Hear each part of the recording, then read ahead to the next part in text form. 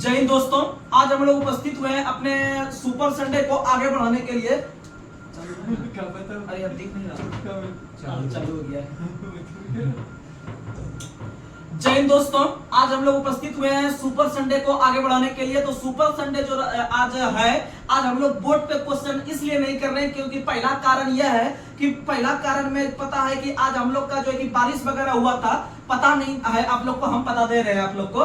तो आज बारिश वगैरह हो गया था जिससे बिजली थोड़ा बाधित हो गया। अभी बिजली आया हुआ है, इसीलिए जो है कि बोर्ड पे न जाके आज अधिक से अधिक हम लोग ऑब्जेक्टिव टाइप का क्वेश्चन या फिर आपका सिर्फ कंटेंट टू कंटेंट बात करेंगे। न्यूमेरिकल वगैरह आज कम बात करेंगे क्योंकि न्यूमेरिकल जो है कि आप लोग कम बताते हैं बोर्ड पे, आसानी से समझ लीजिएगा।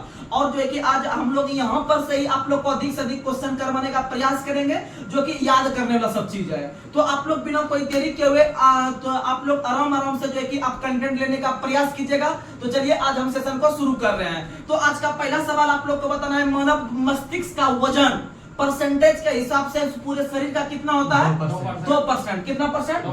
2% होता है। और पता है कि मानव मस्तिष्क अगर हम भार केजी के हिसाब से देखें तो 1.4 केजी 1.4 केजी होता है। यह 1400 ग्राम के बराबर होता है। और मानव मस्तिष्क का जो अध्ययन कहलाता है फ्रेनोलॉजी। क्या कहलाता है? और मानव मस्तिष्क का जो सबसे पिछला भाग होता है जिसको हम लोग कहते हैं पश्च मस्तिष्क, उसका एक महत्वपूर्ण भाग है आपका मेडुला ऑब्लिगेंटा। मेडुला ऑब्लिगेंटा आपका उल्टी पर नियंत्रण रखता है। उल्टी पर नियंत्रण हो गया, शराब वगैरह पर नियंत्रण जो होता है वह आपका मेडुला रखता है। याद रखने का प्रयास कीजिएगा। और मानव का मस्तिष्क का जो सबसे आगे वाला भाग है, यह भाग आपका जो है कि विचार का प्रतीक है। किसका प्रतीक है? विचार का प्रतीक है। तो चलिए अगला क्वेश्चन आप लोग को बताना है कि सरसों एक किस प्रकार का पुष्प होता है? तो सरसों एक प्रकार का उभयलिंगी होता है। एक प्रकार का क्या होता है? उभयलिंगी होता है सरसों, याद रखिएगा।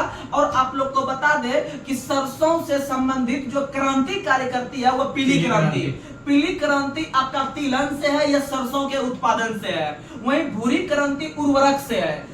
वहीं रजत क्रांति जो है अंडा के उत्पादन से है। गोल क्रांति आपका आलू से है। गोल क्रांति आलू से है। वहीं पर अगर हम बात करते हैं आपका सुनहरी क्रांति, तो सुनहरी क्रांति आपका फल के उत्पादन से है। वहीं बात करते हैं आपका जो है कि आपका वर्मी कल्चर, तो केचुआ का उत्पादन वर्मी कल्चर। वहीं इक्थियोलॉजी मछली का अध्ययन।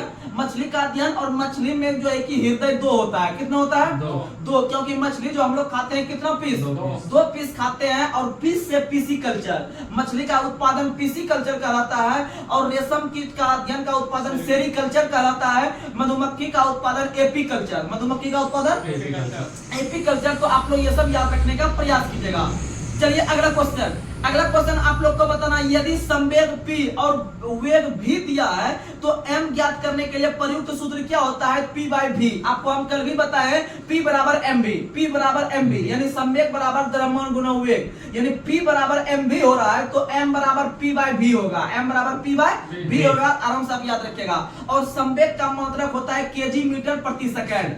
संवेग का मतलब केजी मीटर प्रति सेकंड, क्योंकि अगर आप P बराबर mv याद रखते हैं तो M और V का सिर्फ मात्रक लिख दीजिएगा तो आप P का मात्रक निकल गया। यानी संवेग बराबर M गुना V। M यानी मास यानी केजी, अब V यानी वेग यानी मीटर प्रति सेकंड, यानी केजी मीटर प्रति सेकंड हो गया संवेग का मात्रक। किसका मात्रक हो गया?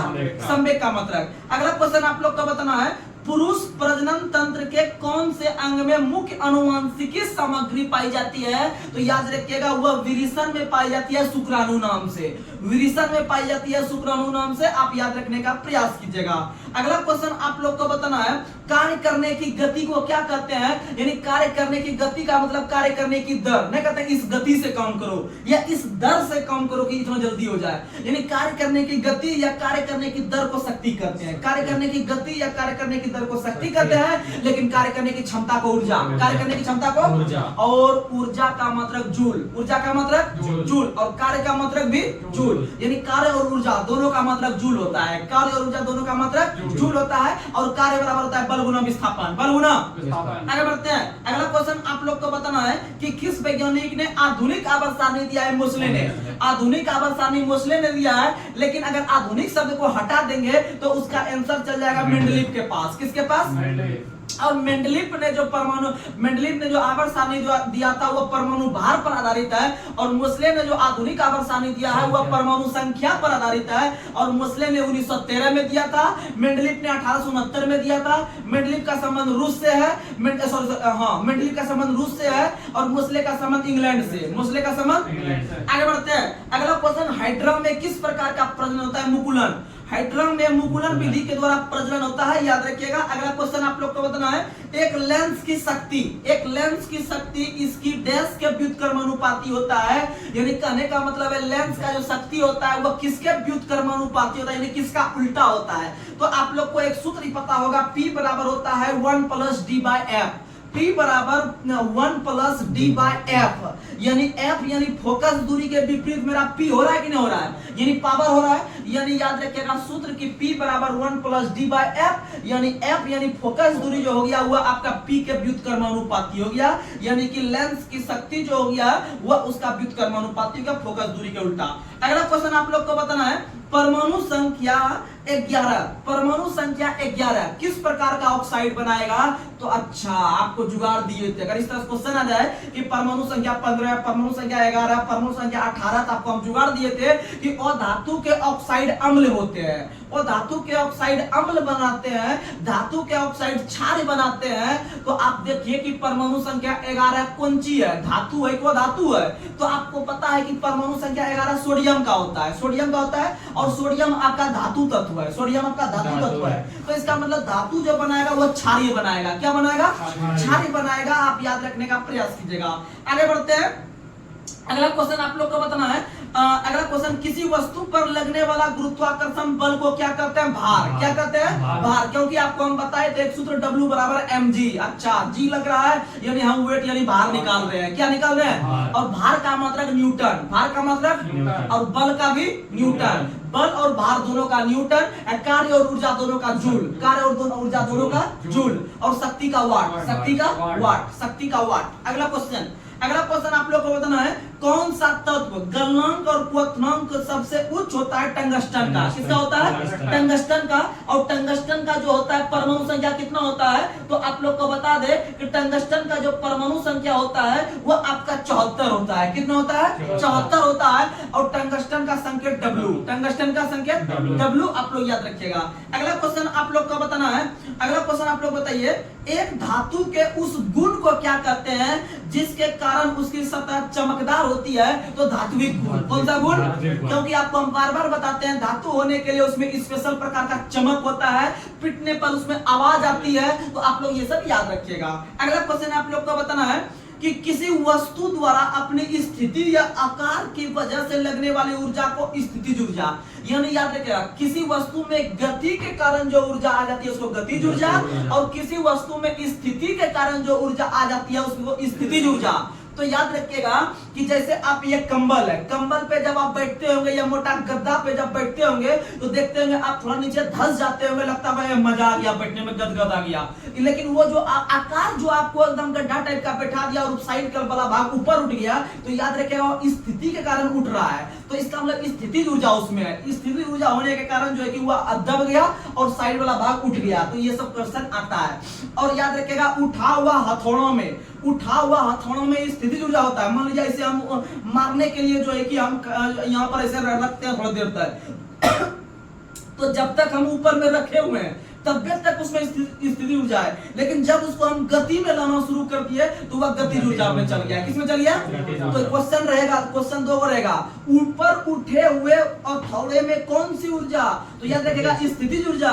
लेकिन चलते हुए हथौड़े में, तो चलना का मतलब हो गया वो चल रहा है, दनादन चल रहा है, तो इसका मतलब वो गति ऊर्जा। कौन सा ऊर्जा है? गति ऊर्जा। आप याद रखने का प्रयास कीजिएगा। अगला क्वेश्चन आप लोग को बताना है, अगला क्वेश्चन, प्रतिरोधकता का ऐसा ही मतलब क्या होता है? ओम मीटर। प्रतिरोधकता यानी विशिष्ट प्रतिरोध, प्रतिरोधकता यानी विशिष्ट प्रतिरोध, इसका ऐसा ही मतलब होता है ओम मीटर। क्या होता है? ओम मीटर। और प्रतिरोध का मीटर, विद्युत धारा का एम्पियर हो गया। उसके बाद आपका चालक का क्या हो गया? तो चालक का जो हो गया वह आपका प्रतिरोध का जो उल्टा होता है महो। क्या होता है? महो। महो याद रखिएगा, इसको हम लोग ओम इनवर्स करते हैं। अगला क्वेश्चन आप लोग को बताना है, शैवाल सबसे प्राचीन पौधे हैं और विशेष रूप से डैश में पाए जाते हैं, पानी में। किसमें पाए जाते हैं? और शैवाल का अध्ययन फाइकोलॉजी, शैवाल का अध्ययन फाइकोलॉजी, कवक का अध्ययन माइकोलॉजी, लाइकन का अध्ययन लाइकनोलॉजी। और लाइकन शब्द का पहली बार प्रयोग थियोफ्रेस्टस ने, किसने किया था? थियोफ्रेस्टस ने। अगला क्वेश्चन आप लोग को बताना है, उस अभिक्रिया को क्या कहते हैं जिसमें दो यौगिक आयनों का आदान प्रदान कर नए यौगिक बनाते हैं, उसको द्विविस्थापन कहते हैं। क्या कहते हैं? तो याद रखिएगा, इसमें दो आयन का ट्रांसफर हो रहा है, दो यानी कि ये साइड का दो गो उठ के वो साइड के दो गो उठा के अलग अलग कर दिया, रखेगा द्विविस्थापन। क्या रखेगा? द्विविस्थापन। और सिर्फ हम विस्थापन का बात करते हैं तो दो जगहों के बीच के कोणीय दूरी को हम लोग यानी कि शॉर्टकट दूरी को हम लोग जो कहते हैं विस्थापन कहते हैं। क्या कहते हैं? मान लीजिए ये 5 मीटर दूरी है, ये नीचे का जो है कि 4 मीटर दूरी है ना, इधर का 3 मान लीजिए, इधर का 3 तब ट्रिपलेट में आएगा, इधर का 3 मान लीजिए, ये इधर का नीचे का बेस मान लीजिए आप 4, तो बोलेगा कि इसका विस्थापन निकालिए, तो आप ये कोनी दूरी निकालिएगा, निकालिएगा नहीं निकालिएगा, तो इस कोनी दूरी को ही विस्थापन करते हैं। विस्थापन का मान 5 मीटर आएगा। कितना आएगा? क्योंकि आपको पता है लंब का स्क्वायर जो आधार का स्क्वायर बराबर कर्ण स्क्वायर, आप पढ़ते होंगे तो याद रखिएगा कि 3 का स्क्वायर 9, 4 का स्क्वायर 16, 16 9 25, 25 का 5, 25 का 5, यानी विस्थापन हो गया 5। तो कहने का मतलब दो जगहों के बीच के कोण दूरी को विस्थापन करते हैं, विस्थापन को मीटर में मापते हैं। किसमें मापते हैं? क्योंकि यह भी जो एक प्रकार का दूरी है, एक प्रकार का क्या है? आगे अगला क्वेश्चन आप लोग को बताना है कि इलेक्ट्रिक मोटर एक उपकरण है जो विद्युत ऊर्जा को किसमें परिवर्तित करता है? तो मोटर जो है वो आपको विद्युत ऊर्जा को यांत्रिक ऊर्जा में, विद्युत ऊर्जा को। अब बात करते हैं यांत्रिक ऊर्जा का, तो यांत्रिक ऊर्जा जो होता है वो दो ऊर्जा का योग होता है। एक आपका जो है कि गतिज ऊर्जा और स्थितिज ऊर्जा। गतिज ऊर्जा और स्थितिज ऊर्जा के योग को हम लोग यांत्रिक ऊर्जा कहते हैं। क्या कहते हैं? यांत्रिक ऊर्जा कहते हैं। और आप लोग को बता दे, जैसे डायनेमो हो गया, बोलेगा डायनेमो किस ऊर्जा को किस ऊर्जा में बदलता है? तो यांत्रिक को विद्युत में, क्योंकि मान लीजिए डायनेमो एक प्रकार का मशीन रखा हुआ है, आप उसको यानी यंत्र है वो, यानी यांत्रिक ऊर्जा पहले हम लेंगे और उसको स्टार्ट देके आप उसे विद्युत निकालते हैं, तब बल्ब को जलाते हैं। तो इसका मतलब इसका मतलब यांत्रिक ऊर्जा को विद्युत ऊर्जा में, यांत्रिक ऊर्जा को विद्युत ऊर्जा में। वही अगर ये माइक जिसको लाउड स्पीकर कहते हैं, तो लाउड स्पीकर किस ऊर्जा को किस ऊर्जा में? तो आप लोग को पता है लाउड स्पीकर में हम पहले इसमें विद्युत दिए। क्या दिया? विद्युत। विद्युत देने के बाद ये हमको ध्वनि दे रहा है। क्या दे रहा है? ध्वनि। यानी विद्युत ऊर्जा को ध्वनि ऊर्जा में बदलता है माइक। कौन बदलता है? माइक। आप याद रखने का प्रयास कीजिएगा। आप लोग को पता है, जैसे बोलेगा कि पौधा, पौधा जो होता है पेड़ पौधा, तो पेड़ पौधा किस ऊर्जा को किस ऊर्जा में बदलता है? तो आप लोग याद रखिएगा, पेड़ पौधा जो है उसमें सबसे पहले आपको सौर ऊर्जा मिला। उसको क्या मिला? सौर ऊर्जा मिलके वो रसायन बनाया, यानी खाद्य पदार्थ बनाया। तो याद रखिएगा, पेड़ पौधे या पत्ती जो है वह सौर ऊर्जा को रासायनिक ऊर्जा में बदलता है। सौर ऊर्जा को रासायनिक ऊर्जा में बदलता है। याद रखने का प्रयास कीजिएगा। अगला क्वेश्चन आप लोग को बताना है, ऊर्जा के चतुर्थ स्तर में समायोजित किए जा सकने वाले इलेक्ट्रॉन की अधिकतम संख्या कितनी होती है? देखिएगा, आप इसमें बहुत प्रकार का केमिस्ट्री के अंदर में जो है कि ग्रुप होता है बटा हुआ। तो आप लोग को बता दे कि क्वेश्चन सबसे पहले समझिए, फिर आपको बता, इसे न्यूमेरिकल बताने वाला है बोर्ड पे, लेकिन फिर भी जब क्वेश्चन हम बोल दिए तो आपको बताते हैं। ऊर्जा के चतुर्थ स्तर में समायोजित किए जाने वाले, समायोजित का मतलब उसमें कितना अटेगा, यानी कितना उसमें बैठेगा आदमी। तो समायोजित किए जाने वाले इलेक्ट्रॉन की अधिकतम संख्या कितनी है? तो आप लोग को बता दे कि किसी भी कक्षा में बैठने सकने वाले या समायोजित किए जा सकने वाले अधिकतम इलेक्ट्रॉन की संख्या जो होती है वह 2n² के आधार पर बैठती है। किस आधार पे? 2n² के आधार पर बैठती है। तो आप समझ लीजिए, यानी पहला 1 हो जाएगा, 2 हो जाएगा, 3 हो जाएगा, 4 हो जाएगा, 5 हो जाएगा, 6, यानी KLMNO जिसमें भी बैठाना है आप आराम से बैठा लीजिए। और पहला जो कक्षा होता है वो K होता है, उसके बाद L होता है, फिर M होता है, N होता है, O होता है, P होता है। इसको आप 1 2 से डिनोट सबको कर दीजिए, 1 2 3 4 तक बढ़ जाइए। यानी K को 1 मान लिए, L को 2 मान लिए, फिर M को 3 मान लिए। तो यहाँ पूछ रहा है हमको चौथा, तो चौथा में कक्षा का संख्या 4 हो जाएगा। अब इसको 2n² पे बैठाइए, 2n² बैठाइए, जहाँ n बराबर कक्षा की संख्या, तो चौथा में 4 ले हो गया n का मान, यानी कि 2n², यानी पहले n² कीजिए। अगर मान लीजिए कोई भी संख्या संख्या ऐसे अगर आपको सॉल्व करना रहे 2n स्क्वायर, तो पहले आप 2 गुना n नहीं कीजिएगा, पहले n स्क्वायर का मान निकालिए, यानी n के जगह 4 हो जाएगा, और 4 चौके 16, और 16 दूना 32, यानी चौथे कक्षा में अधिक से अधिक इलेक्ट्रॉन की संख्या 32 हो सकती है। कितनी हो सकती है? तो आप बता सकते हैं भैया पहले में कितना आएगा, तो आप सीधा 2n स्क्वायर, पहला अंक में n का मान कितना होगा 1, यानी 1 का स्क्वायर होगा 1, 1 गुना 2 2, 1 गुना 2 2, और दूसरे कक्षा में हो जाएगा कितना 2n स्क्वायर, यानी 2 दूना 4, 4 दूना 8। आप ऐसे करके निकाल लीजिएगा, आपका न्यूमेरिकल एक क्वेश्चन आराम से फिक्स हो जाएगा, क्योंकि ये मैथ की तरह बनता है। आगे बढ़ते हैं, अगला क्वेश्चन आप लोग को बताना है, कौन से पौधे ने बीज पैदा करने की क्षमता खो देती है? चमेली ने। किसने? चमेली ने, याद रखने का प्रयास कीजिएगा। वही बात करते हैं चमोली की घाटी, तो भारत के अंदर में फूलों की घाटी के नाम से चमोली की घाटी उत्तराखंड में फेमस है। कौन में फेमस है? उत्तराखंड में फेमस है। अगला क्वेश्चन बताइए, थर्मामीटर में उपयोग की जाने वाली तरल धातु कौन सा है? पारा। कौन सा है? और पारा जो थर्मामीटर है, इसका खोज किसने किया था? फ़ारेनहाइट ने। किसने किया था? और मानव शरीर का जो तापमान होता है फ़ारेनहाइट में वो 98.6, और सेल्सियस में होता है 37, और केल्विन में होता है 310। केल्विन में 310 याद रखिएगा। आगे बढ़ते हैं, और पारा का परमाणु संख्या कितना होता है? 80। पारा यानी Hg, पारा यानी Hg, और इसका परमाणु संख्या 80 हो गया। और पारा का एक अयस्क सिनेबार, कौन सा है? और जिस भी मिश्रण में अगर पारा मिल रहा है, तो समझिए वो अमलगम का निर्माण करेगा। किसका निर्माण? तो याद रखिएगा, अमलगम बनाने के लिए एक महत्वपूर्ण तत्व की आवश्यकता होती है, इसका नाम है पारा।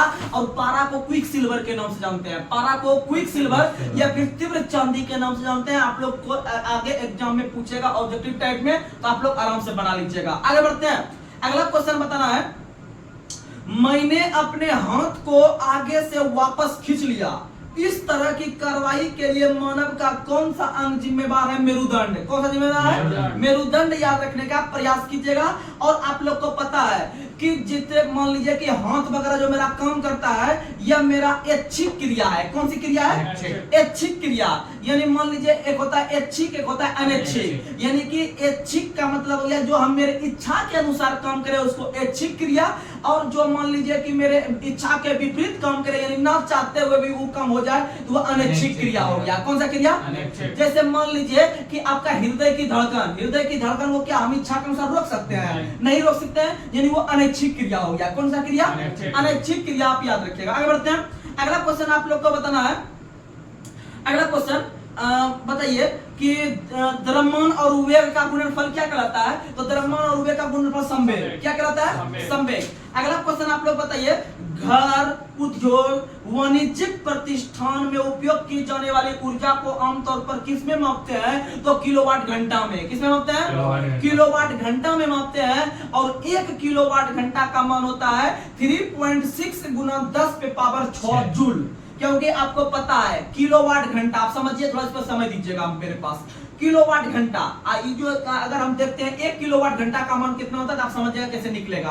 तो 1 किलो में होता है आपका 1000 जो है कि आपका 1 किलो होता है 1000 जो है कि ग्राम। ठीक है, यानी 1 किलोवाट घंटा का मान निकाल रहे हैं, तो पहले किलो को देखते हैं। तो किलो में 1000 हो गया, और वाट में हो गया आपका 1, और 1 घंटा में हो गया 3600 जो है कि सेकंड। तो आप सबको गुणा कीजिए, यानी कि 1000 गुना 1 गुना 3600, तो आप लिखिएगा कि 36 पे 5 जीरो आ रहा है, 36 पे 5 जीरो। और जब आप इसको घात के रूप में लिखिएगा तो इसको 3.6 यानी कि एक पॉइंट के पहले लगा रहे हैं, तो वहां पर आपको जो है कि एक पावर एक्स्ट्रा पढ़ाना होगा, यानी कि 3.6 गुना 10 पे पावर 6 जूल हो गया 1 किलोवाट घंटा का मान। या फिर इसको हम लोग 1 यूनिट कहते हैं। क्या कहते हैं? 1 यूनिट कहते हैं। तो जैसे कि ना उठता है घर में कि मेरा 5 यूनिट बिल आया, तो समझिए, आप दिमाग लगाइएगा कि 5 यूनिट का मतलब है कितना जूल में। अगर हम देखते हैं तो याद रखिएगा कि उसको हमको 3.6 गुना 10 पे पावर 6 से अगर गुना कर देंगे 5 यूनिट को, तो मेरा जो है कि उसका मान जूल में आ जाएगा। क्योंकि क्वेश्चन पूछता है कि 5 यूनिट का मान जूल में बताइए कितना है, तो आपको सीधा 3.6 से गुना करना है, और 3.6 को हम सीधा 5 से गुना कर देंगे, बड़ा इसी से आंसर आ जाएगा। क्योंकि 36 पंचे 180 होता है, यानी 180 जिस ऑप्शन में होगा आराम से आपको टच करिए, और 10 के बाद 8 तो वो लगेगा आराम से। आगे बढ़ते हैं, थोड़ा जल्दी से हम सेशन को समाप्त कर रहे हैं, क्योंकि थोड़ा सा जो है कि आज समय कम मिल रहा है। अगला क्वेश्चन आप लोग को बताना है, आधुनिक आवर्त सारणी में समूह 17 का तत्व क्या कहलाता है? सॉरी, आधुनिक आवर्त सारणी में समूह 17 का प्रथम तत्व कौन सा है? तो वह फ्लोरीन है। कौन सा है? फ्लोरीन है, क्लोरीन है, ब्रोमीन है, आयोडीन है। ये सब आपका, हाँ, ये सब आपका किसमें गया? 17 में। 17 में आ गया, याद रखिएगा। और 18 में आता है अक्र गैस। 18 में कौन सा आता है? और 18वें वर्ग को शून्य वर्ग भी कहते हैं। 18वें वर्ग को शून्य वर्ग भी कहते हैं। और आवर्त सारणी का जो पहला वर्ग कहलाता है वह आपका मृदा धातु कहलाता है। क्या कहलाता है? और दूसरा कहलाता है क्षारीय मृदा।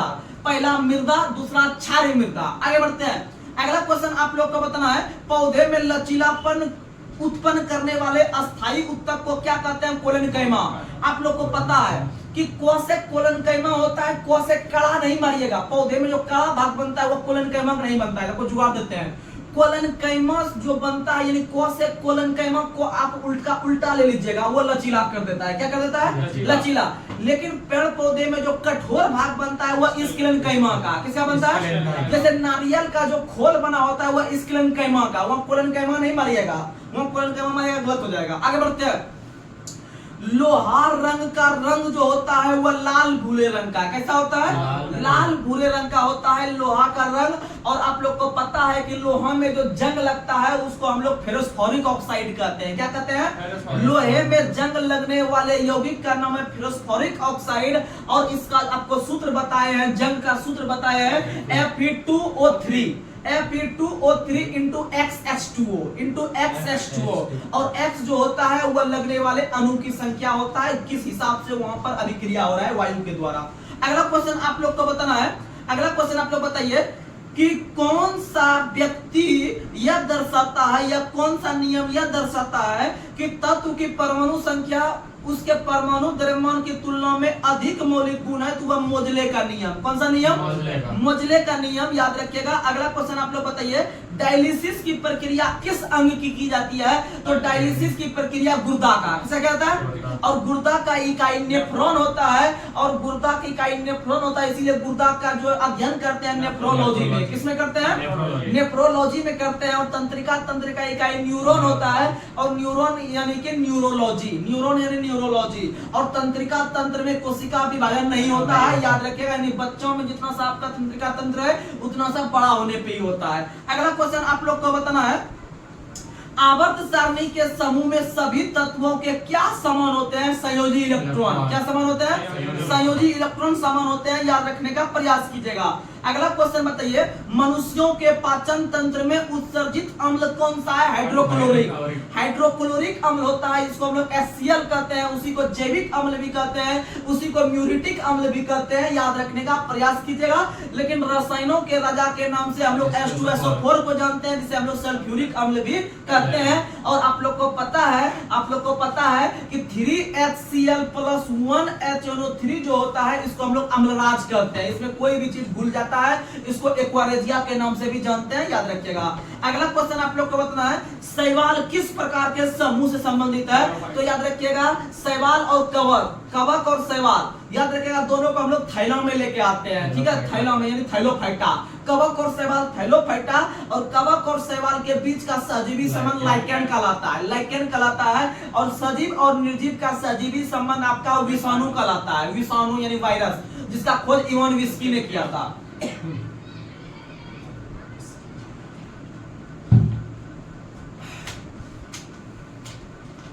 चलिए अगला क्वेश्चन आप लोग को बताना है, लाल पांडा कौन से पेड़ की पत्ती खाता है? बांस का। किसका खाता है? बांस का। और बांस जो है वह घास प्रजाति का है। किस प्रजाति का? और सबसे लंबा बढ़ने वाला भी पौधा कौन सा है? बांस। कौन सा है? और याद रखिएगा, बांस दिवस भी मनाते हैं, हो सकता है कोनो एग्जाम में टपक जाए, तो आप लोग याद रखिएगा, बम्बू डे आपका 18 सितंबर को, बम्बू डे 18 सितंबर को आप याद रखने का प्रयास कीजिएगा। तो चलिए आज के सेशन को हम यहीं पर समाप्त कर रहे हैं। तब तक के लिए जय हिंद, जय भारत।